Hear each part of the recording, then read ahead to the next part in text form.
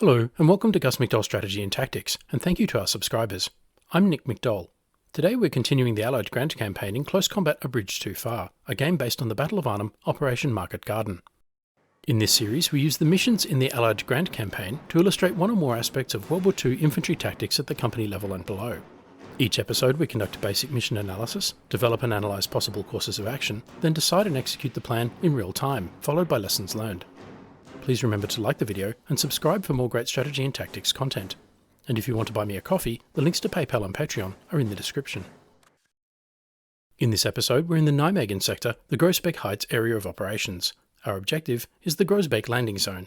It is day 5 of Operation Marketgarden, 0600 hours on the 21st of September 1944. Groesbeek landing zone. You must keep the Germans from the Groesbeek Heights as long as possible to allow for 30 Corps troops unhindered access into Nijmegen. Until they arrive, this will be the primary staging area and source of supplies for 82nd Airborne. As such, letting it fall into German hands would be a disaster. You may have to fall back, but try to hold on until 30 Corps arrives somewhere around day 4. Let's examine our forces. We have a very depleted parachute infantry company from the 82nd Airborne Division, which we will reinforce with tanks from 30 Corps. Airborne BAR teams are the core of the American Airborne Divisions. They use an automatic rifle, semi-automatic rifles, and hand grenades. The team leader is armed with a carbine. Use them on the front lines, but they should run or hide from tanks.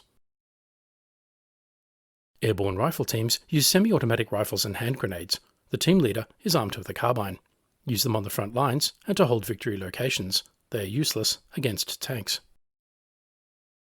Bazooka teams consist of an anti-tank rocket launcher, a semi-automatic rifle, and hand grenades.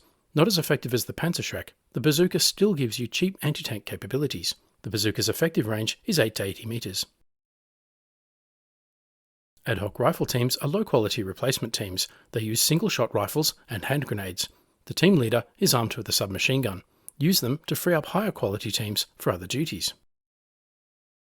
Airborne 60mm light mortar teams also contain semi-automatic rifles and hand grenades. Because mortars can shoot over obstacles, position these teams behind buildings or trees. Use them to lay smoke screens. Airborne 30 caliber light machine gun teams include semi-automatic rifles and hand grenades. Position these teams in multi-story buildings or locations with long lines of sight so they can suppress enemy infantry. 30 caliber medium machine gun teams include semi-automatic rifles and hand grenades. Position these teams in multi-story buildings or locations with long lines of sight so they can suppress enemy infantry while your units manoeuvre. After my poor handling of the Daimler armoured car in episode 43, resulting in its destruction, I'm determined to show what light tanks can do when properly handled. Also, tanks usually operate in pairs, not alone. Fortunately, I have just enough reinforcement points for 2 Mark V Stuart light tanks. Perfect. The Stuart M5 is a fast light tank with thin armour. It is armed with a 37mm main gun and 2 30 caliber machine guns. Use it against light vehicles and infantry. Next, let's look at the map and do some mission analysis. I will develop a plan and then execute it in the game. Our mission is to defend the Groesbeek landing zone in order to guard 30 Corps' right flank. We have a depleted parachute infantry company from the US 82nd Airborne Division, consisting of a BAR squad, a rifle squad, 2 bazookas, and an ad hoc rifle squad. In support are 2 60mm mortar teams and 2 30 caliber machine guns. They are reinforced with 2 Stuart M5 light tanks from 30 Corps. North is towards the bottom of the map. I have marked the same 5 areas as in previous battles. Number 1, the large open field I'm using as a landing zone for supplies and reinforcements. This is not defensible terrain as it has long lines of sight and little or no cover and concealment. Number 2, a field behind a row of trees along a roadway, somewhat screened from observation. Number 3, a pair of ruined buildings, potential hiding places for infantry, offering a partly concealed approach between the farm complex and the tree line. Number 4, a farm complex with stables, an orchard and a 3-storey building that gives the enemy good observation and fields of fire over the whole area. And number 5, a gun pit that covers the open ground and partially enfilades the stone wall. Based on previous battles, I assess the enemy will continue to counterattack from the Reichswald with infantry and tanks. The enemy's most likely course of action is an armoured thrust in the centre with armoured support vehicles in the southeast or top left of the map. These vehicles will support an infantry advance through the three-storey house, orchard and farm buildings to capture the stables, then cross the ruined buildings to seize the tree line. The enemy's most dangerous course of action is to push their tanks in a wide flanking movement to the south, the top of the map, and then bring enfilade fire on my positions while the German infantry advances. This could potentially cut off my forces from retreat and result in their destruction. My first course of action is to replicate the anti-tank linear ambush in the last battle in this area. Unlike the open-topped Achilles, the Stuart tank is less vulnerable to a mortar round, and this would give me a crossfire from the tanks. But last time, this just meant the armour was picked off one at a time and the bazookas along the wall suppressed. My second course of action is the reverse of the enemy most dangerous course of action. The infantry would maintain their defensive position around the stables and ruined buildings with mortars behind the tree line. But I would exploit the ability of the light tanks to move fast. They would start in the open ground to the south and move quickly into the German position, destroying enemy vehicles as they go. Then they would wreak havoc with the infantry. This is a bold and daring plan, but it could all go wrong quickly if they encounter a heavy German tank while out in the open. My third course of action is to consolidate the tanks into the infantry defensive position. Again, the infantry would maintain their defensive position around the stables and ruined buildings with mortars behind the tree line. I will keep the tanks away from German Panzerfausts, back in the tree line, but with good lines of sight into the engagement area. I do like the opportunity for flanking fire afforded by the ruined farmhouse building, and know the enemy likes to place mortars to their rear. So I'll place a concealed 30 caliber machine gun here as a nasty surprise. Now, light tanks are usually used in a reconnaissance role to gather information, but sometimes they need to fight, in which case vigorous aggressive action may be required. Although the primary object is to gain information and not to fight, it will often be necessary for the light battalion to fight in order to obtain the information. In such cases, vigorous aggressive action will usually be the best course, as this will establish a moral ascendancy over the enemy, which will facilitate further reconnaissance.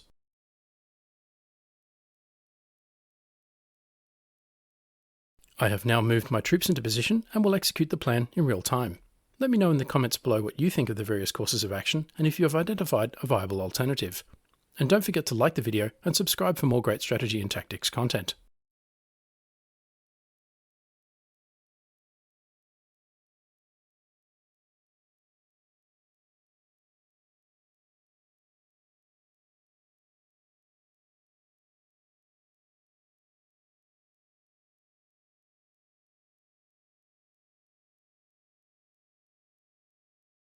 And so we begin.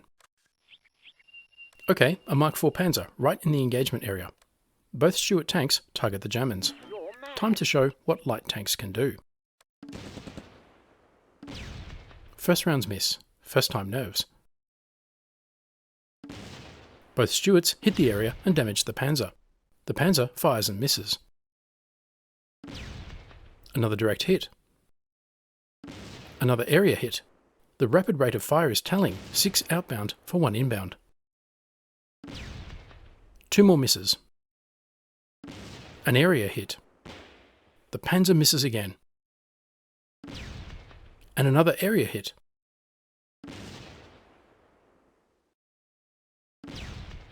Another 2 misses. Hit. And again. Yes! The Panzer is destroyed. Light tank reputation redeemed. Meanwhile, 2 armoured vehicles to the left, a Puma or Schwerer Panzersparwagen Sonderkraftfahrzeug 234 and a Sonderkraftfahrzeug 250-8 with a 7.5cm gun. Plus infantry advancing through the orchard. A Schützen squad. The tanks switch fire to the infantry near the farmhouse.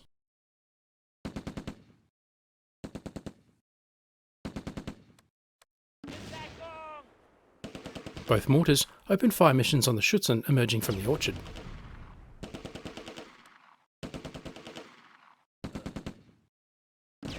And the tanks have spotted a Granatwerfer mortar squad to the rear of the German position. Udell can't get the shot. Maverick has it, of course.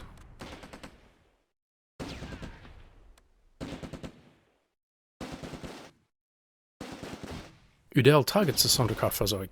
Conserve ammunition. The infantry target the Schützen in the open with a crossfire.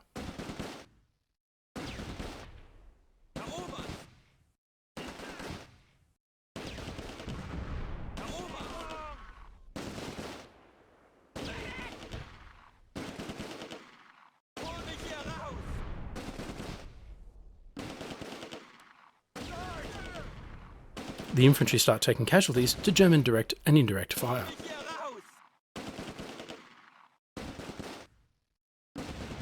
Hit! Udell's Stuart knocks out the Sonderkraftfahrzeug.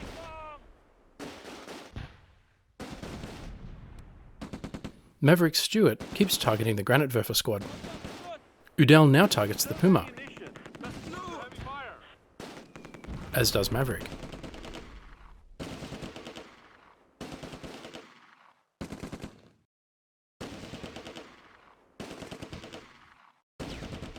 Hit area. Hit and destroyed. This kill to Maverick. Great teamwork by the light tanks, using their rapid rate of fire to overwhelm the target. With the enemy armour destroyed, the flanking machine gun is ready to join the fight. But the Granatwerfer is already destroyed, and other targets are not in line of sight. The machine gun has 2 belts of ammunition and targets the 3-storey farmhouse.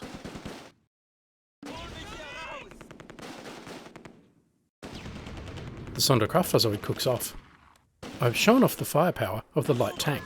Now for mobility. Both tanks move forward to better firing positions on the German infantry.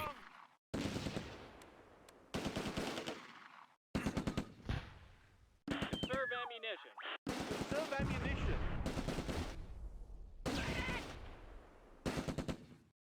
Move completed. Deckung! Hol mich hier raus! Conserve ammunition.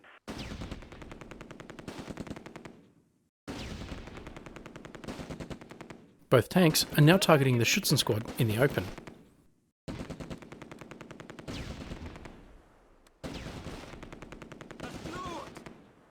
Conserve ammunition.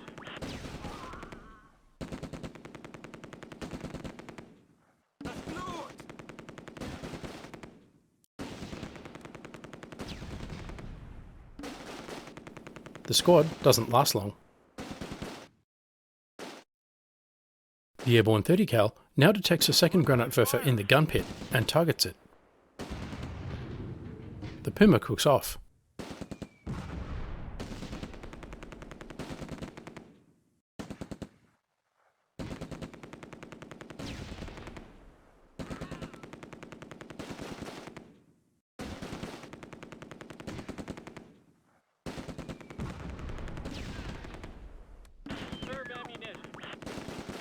An enemy sniper has been seriously injured trying to sneak into position.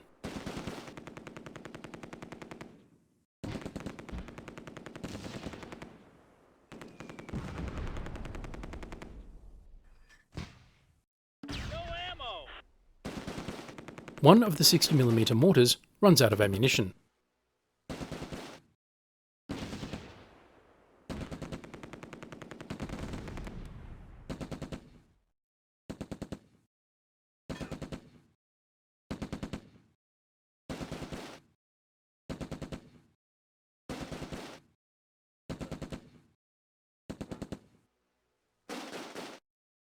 Two enemy machine gun squads are moving up on the left flank.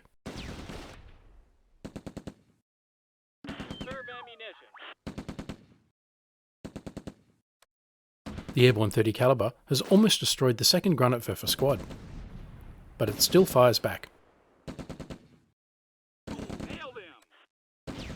The duel ends as the last mortarman falls.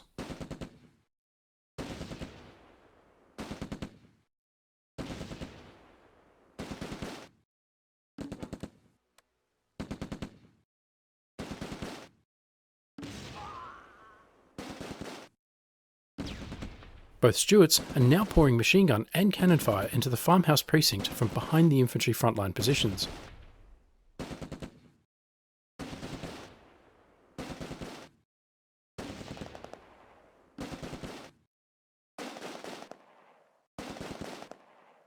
Now to demonstrate their mobility. I will send Maverick around the right flank to bring a crossfire on the Germans.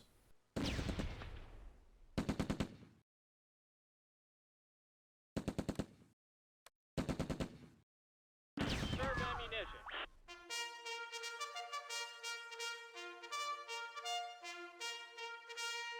The battle ended because the Germans were routed from the map. The Allies gained control of the area, but the Germans are expected to launch a counterattack later.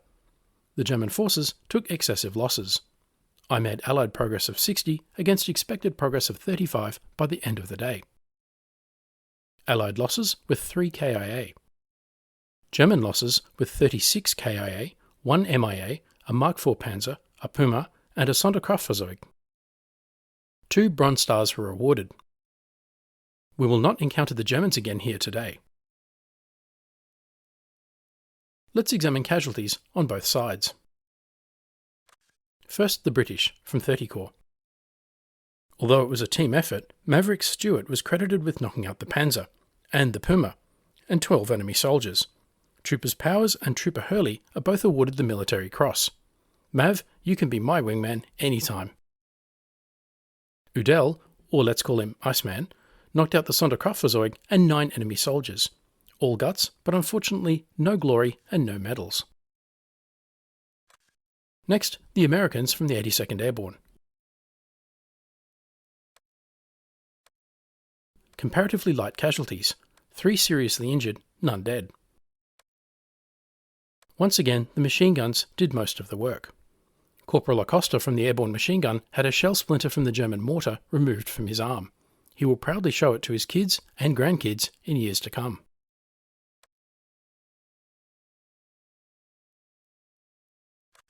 Then the Germans from the 1st Fallschirmjäger Army. 2 MG42, 3 Schützen squads, an Aufklärer, a reserve squad, 2 Scharfschütz snipers, and of course a Mark IV Panzer, a Puma, a heavy machine gun squad, a Sonderkraftfahrzeug 250x8, and 2 Granatwerfer squads. Heavy casualties across the board and another Kampfgruppe wiped out.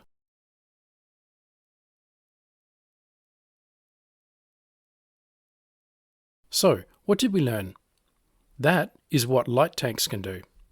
Working as a pair, the Stuarts used their high rate of fire to put down a significant weight of fire on the Mark IV Panzer. The Stuarts put out 15 rounds, the Panzer only 2.